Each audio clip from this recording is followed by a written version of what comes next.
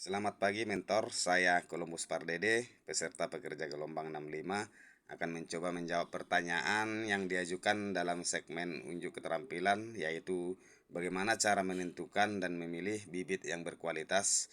Kita bisa menentukan bibit yang berkualitas dengan mengenal tanaman induk itu sendiri. Seperti penjelasan materi yang saya dapat sebelumnya, bibit bisa didapat dari perbanyakan generatif dan perbanyakan vegetatif.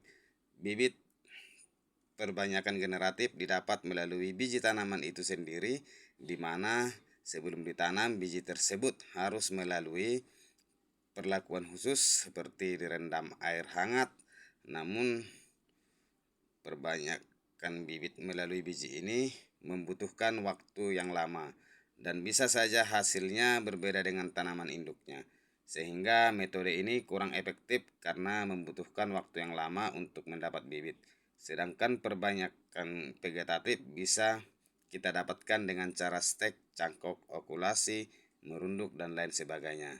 Pada zaman sekarang ini, kita bisa dengan mudah memperoleh bibit perbanyakan vegetatif di toko-toko pertanian yang memiliki reputasi baik dan menjual atau membudayakan bibit berkualitas ini.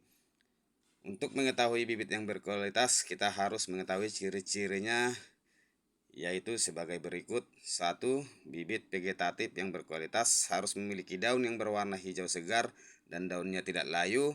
Pada daunnya tidak ada bercak-bercak atau tanda-tanda penyakit.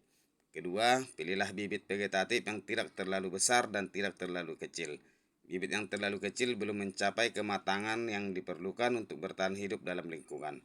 Oleh karena itu, pilihlah bibit ukurannya proporsional dan sehat agar bisa bertahan terhadap cuaca dan angin. Yang ketiga, pilihlah juga batang yang sehat, yang tidak terpapar jamur ataupun penyakit lainnya, yang bisa saja menyerang batang tanaman sehingga bisa menyebar ke seluruh bagian tanaman. Pertanyaan yang kedua yaitu alur bagan dan cara menanam tembulan pot yang baik dan benar. Berikut tahapan alur yang saya dapat setelah menonton video pembelajaran.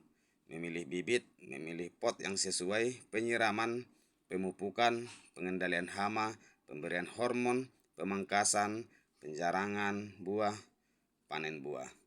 Saya akan coba jelaskan satu persatu sebagai berikut. Tahap 1, memilih bibit. Dan dalam hal ini pilihlah bibit tanaman buah yang berkualitas baik. Kita bisa membelinya di toko pertanian terpercaya. Tahap kedua, memilih pot. Pilihlah pot yang sesuai ukuran bibit yang kita pilih tadi, agar tambulan pot bisa tumbuh dengan baik.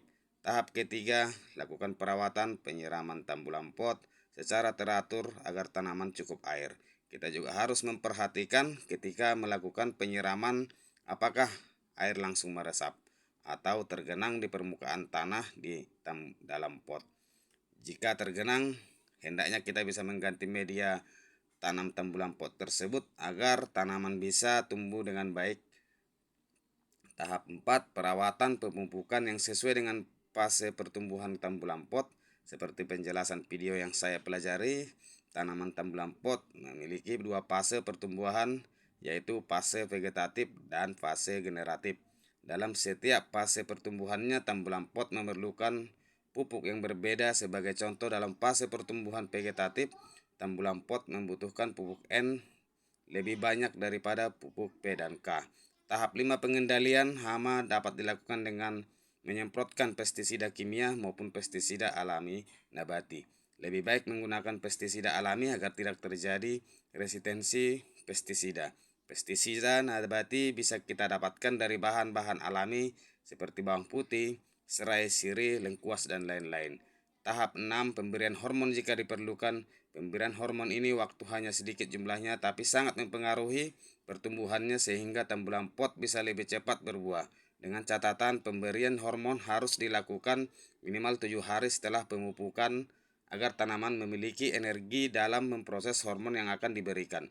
Tahap 7, lakukan pemangkasan. Pangkaslah tambulan pot jika daunnya lebat dan rimbun agar merangsang pertumbuhan bunga.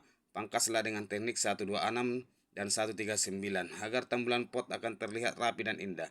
Tahap 8, penjarahan buah. Maksudnya adalah kita membuang buah dengan kriteria tertentu saja, mempertahankan buah yang layak dipanen. Hal itu berarti membuang buah di bawah standar. Penjarahan dapat meningkatkan ukuran atau kualitas buah, mengurangi kerusakan cabang, dan menjaga kesinambungan hasil panen buah tambulan pot.